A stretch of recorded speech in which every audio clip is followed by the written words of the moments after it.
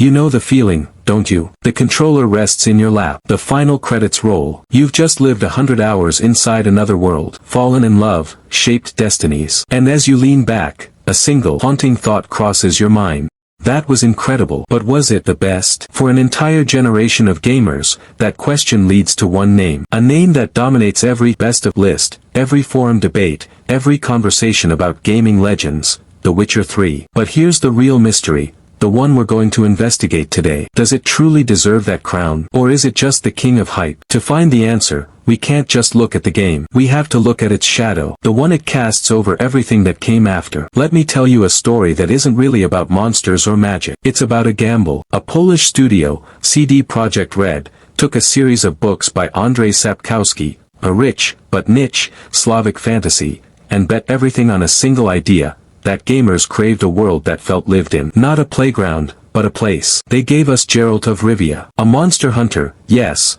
but really, he was just a man trying to find his daughter, Ciri, in a world tearing itself apart. And this, right here, is where the legend begins. Not with a bang, but with a personal quest. But the true genius of The Witcher 3, the thing that everyone feels but can't always name, was hidden in the quiet corners of its world. It was in the side quests. Most games treat side quests as filler. Go kill 10 rats. But in The Witcher 3, they were something else entirely. They were secret stories, waiting to ambush you with their depth. You'd start by hunting a monster for a simple contract, and end up unraveling a tragic love story, a bitter family feud, a moral dilemma with no right answer. I need you to remember this, because it's a clue to why this game, nearly a decade later, still refuses to be forgotten. The studio doubled down on this belief. They didn't just release a game, they released a legacy. Their DLCs, Hearts of Stone and Blood and Wine, weren't just extra content. They were masterpieces in their own right. Hearts of Stone contained a story so tight, so compelling, many argue it's better than the main game. They gambled on quality, and they won spectacularly. The impact was immediate. The Witcher 3 swept the 2015 Game of the Year awards. But the real impact was quieter, deeper. It set a new benchmark. Almost overnight, every new open-world game was held to a new standard.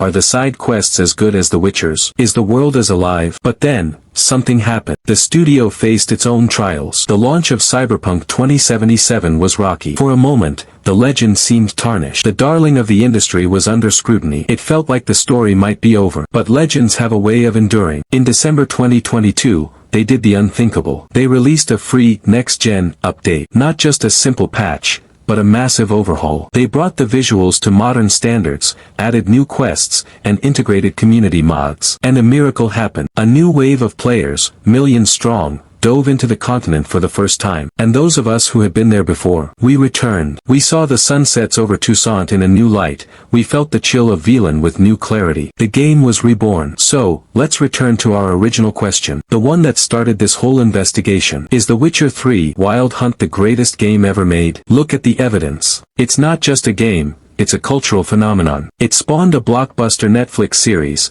it inspired countless developers, and it proved that a story-driven RPG from Poland could conquer the world. It's a game that makes you feel real guilt, real compassion, real regret for the choices you made. The argument isn't just about gameplay or graphics, it's about soul. The Witcher 3 asked us to care about its world, and in return, it gave us a world worth caring about. It's a game that didn't just want to be played, it demanded to be felt. So, is it the best? That crown, that final verdict, it was never mine to give. It belongs to you. It always has. If your idea of a perfect game is a story that stays with you for years, a world you can truly, utterly lose yourself in, and moments of pure, emotional magic, then the argument for The Witcher 3 isn't just strong. It's almost undeniable.